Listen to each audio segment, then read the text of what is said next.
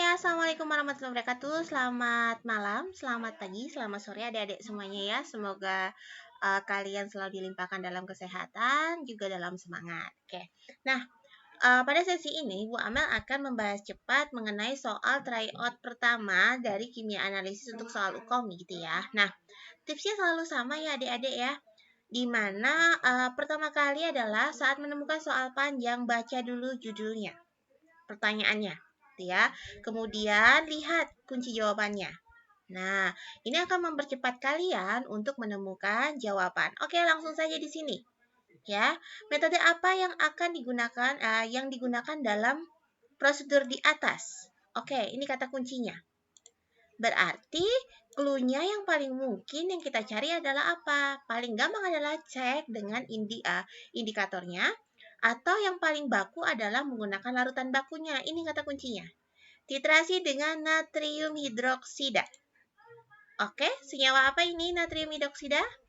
Senyawa basa. Apa yang dititrasi gitu ya? Apa nama jenis titrasinya kalau larutan bakunya basa?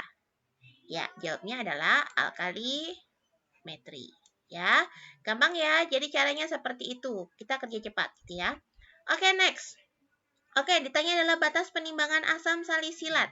Oke, berarti di sini adalah batas penimbangan asam salisilat. Kita lihat asam salisilatnya, apakah dia suatu sampel atau dia ingin membuat larutan bakunya gitu ya. Jadi ingat, kalau dia terlibat dalam perhitungan dan dia membutuhkan keseksamaan yang tinggi, maka penimbangannya harus seksama. Berapa sih kalau seksama? Iya, 0,1%. Ya, sedangkan kalau tidak seksama atau kurang lebih kita pakai berapa? 10%. Nah, di sini seorang TTK bla bla bla bla menetapkan kadar bahan baku serbuk asam salisilat. Nah, berarti dia sebagai apa nih? Sebagai sampel. Sebanyak berapa? 300 mg. Otomatis nanti kalikan berapa? Plus minus 0,1%.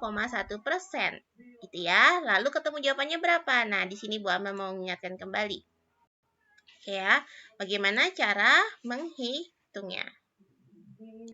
Nah, oke ya. Nah, kita bisa menggunakan kalkulator yang ada di laptop masing-masing ya, Dek. Karena ketika ujian, kalau nggak salah, kalau memang kita lakukan secara CBT, kita hanya boleh menggunakan perangkat yang ada di dalam CBT tersebut. Berarti kalkulatornya pun kalian harus mengenalnya, gitu ya. Kalian boleh pakai kalkulator tipe standar atau kalian ubah menjadi saintifiknya. Ya, itu nggak jadi masalah. Bu Amel akan ingatkan dulu gitu ya, prinsipnya mau saintifik mau standar, kalian harus tahu operasi hitungnya. Nah, di sini gitu ya. Di sini kan kita pakai 300 ya. Mama pakai yang standar dulu. Ya. Kita di sini ada berapa tadi? 3000 mg. Mintanya dia dalam rentang miligram. Ya, sekali lagi, kuliah kalkulator. Berarti caranya bagaimana? Kalikan dulu berapa? 3000 ya, dikali dengan berapa, Dek? 0,1% berarti dibagi dengan 100. Ini pakai kalkulator standar. Artinya dia apa? Plus minus 3. Ya, plus minus 3 berarti apa? Pasti rentangnya adalah yang pertama 3000 dikurangi berapa? 3.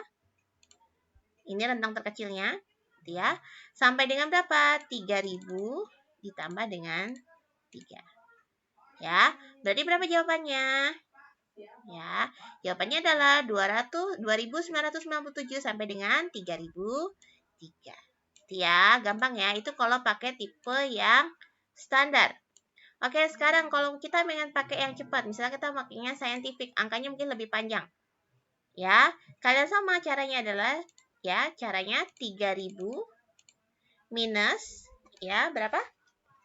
Minus 0,1 bagi 100 ya kan, dikali dengan angkanya berapa tadi? 3000 tutup kurung 2997. Kemudian yang di sini gitu ya, tinggal apa lagi? Ya, 3000 ya ditambah dengan berapa tadi? Ya, 3000 dikali dengan 0,1 dibagi dengan 100. Tutup kurung. Ya, kita dapatnya jadi 3. Sama aja gitu ya. Yang paling penting adalah kalian mencobanya gitu ya. Jangan tidak mencoba. Oke. Saya rasa nggak ada masalah. Next, kita langsung masuk ke soal berikutnya gitu ya. Ya, di sini kata kuncinya indikator yang digunakan. Oke, kita lihat indikator yang digunakan. Titrasinya apa nih? Ya, dalam QC bla bla bla bla sodium karbonat dilakukan sebagai berikut. Timbang sesama satu sampel 20 ml Aquades tambahkan dengan 2 tetes indikator. Oke, kalau dia pakai 2 tetes jelas bukan amilum. Ya kan, yang dikit-dikit aja gitu ya. Larutan kemudian dititrasi dengan asam sulfat. Ya, asam sulfat, ini kata kuncinya. Dari kuning menjadi merah muda. Apa yang warnanya kuning menjadi merah muda? Iya, pasti jawabannya adalah metil merah, karena kalau fenolftalin warnanya dia apa? Tidak berwarna gitu ya, menjadi merah muda. Bisa ya? Oke, methylene blue, biru timol, warna endingnya pasti ada birunya gitu ya. Atau biasanya dia endpointnya adalah hijau gitu ya. Gampang ya dek ya. Oke, next nomor 4. Jangan baca soal panjangnya, baca dulu kunci jawabannya dan pertanyaannya. Apa nama dan jenis titrasi? Dia minta nama dan jenis titrasi. Oke, di sini ada alkali, asidi, nitrimetrik. Kemungkinan nitrimetrik bukan jawaban. Tinggal mikirin dia langsung atau tak. Langsung kita lihat. Seorang TTK bla bla bla bla. Larutan, cari kata kunci. Dititrasi dengan asam sulfat. Otomatis apa? Ya, asidi, ya, dan asidi. Cari kata kuncinya seperti itu. Sekarang kita lihat mau langsung atau tak langsung. Kita lihat bagaimana sampel tersebut diperlakukan. Ya. Oke, di sini ada sodium karbonat untuk garis dian sabun. Oke, kemudian dilakukan sebagai berikut. Seksama sampel lalu larutkan dalam Aquades tambah indikator. Dia hanya sampel, diencerkan lalu tambah indikator. Pasti dia? Iya, kalau simple prosedurnya pasti dia titrasi langsung. Sehingga jawabannya adalah C. Gampang ya.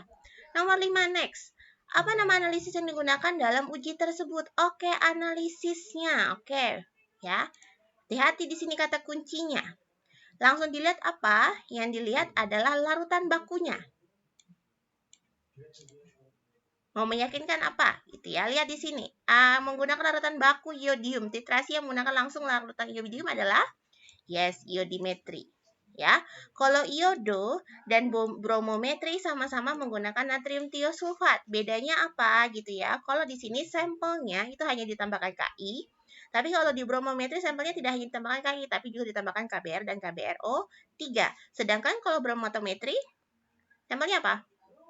Sampelnya bisa senyawa apapun gitu ya. Tapi kalau bromotometri yang jelas larutan bakunya adalah kalium bromat. Sedangkan permanganometri larutan bakunya adalah KMNO4 atau kalium permanganat. Gitu ya. Gampang. Next. Nomor 6. Apakah pasangan indikator dan titik akhir titrasinya? Oke, kita lihat pasangan indikator dan titik akhir titrasinya. Oke, kata kuncinya. Dititrasi menggunakan larutan baku iodium. Berarti dia jelas titrasinya iodimetri. Oke, kalau iodimetri pasti dia pakai apa? Amilum. Endpointnya berarti apa? Iya. Ya, endpointnya adalah biru. Bukan hijau, juga bukan ungu. Kalau ungu warna sebelumnya atau mendekati, hijau adalah warna kebablasan gitu ya. Oke, next. Seorang peneliti, nggak usah dibaca soalnya panjang. Diketahui SL-nya kurang dari 0,4. Kurang dari positif 0,4 volt. Apakah jenis titrasi yang digunakan dalam penentuan kadar tersebut? Nah, ini kata kuncinya. Ya, oke, kita lihat aja di sini. Oke, pertama kali selalu lihat adalah larutan bakunya. Shred. Larutan bakunya natrium tiosulfat. Ingat, natrium tiosulfat sifatnya sebagai reduktor, maka dia pasti reduksimetri. Ingat, natrium tiosulfat sifatnya apa? Sebagai reduktor. Pasti jenis reaksinya, titrasinya adalah reduksimetri. Pertanyaannya, langsung atau tak langsung dilihat bagaimana cara sampel diperlakukan. Sampel ditambahkan dengan Ki berlebih dalam suasana asam. Oke, sampelnya ditambahkan suatu zat lain. Bukan sekedar air. Atau bukan sekedar suasana asam. Maka pasti apa? Sampelnya akan dibikin habis bereaksi. Otomatis reaksinya, titrasinya adalah tidak langsung. Semudah itu. Oke, apa nama analisis untuk penetapan kadar ini? Oke, nama analisisnya pilihannya iodi, iodo, bromato, bromatometri, permanganometri. Oke, cari kata kuncinya. Larutan baku tiosulfat. Berarti kemungkinan iodometri atau bromometri. Sekarang lihat. Ya, yang membedakan antara iodo sama bromometri adalah ya, sampelnya kalau iodometri hanya ditambahkan Ki, tapi kalau bromometri sekali lagi Bapak ingatkan ditambahkan dengan KBr, kemudian KBrO3, baru ditambahkan dengan Ki. Kita lihat di sini, sampel ditambahkan dengan Ki. Oke. Kemudian ada lagi nggak penambahannya? Oke, hanya dengan suasana asam dan sama kunder jamu dan saling indikator amilum. Oke, otomatis dia pasti jawabannya adalah iodometri. Semudah itu. Lanjut. Ya, baca lagi. Pertanyaannya baru lihat kunci jawabannya. Oke, argento, asidi, permangano. Oke, paling gampang adalah langsung cari. Dititrasi dengan kata larutan bakunya KMNO4. Berarti otomatis jawabannya apa? Ya, pasti jawabannya adalah permanganometri. Argentometri kita bisa pakai apa? Natrium oksalat gitu ya. Ya, dan bisa pakai apa, Dek? Ya, bisa pakai AgNO3 jelasnya pastinya ya, atau disampelnya tambahkan dengan AgNO3.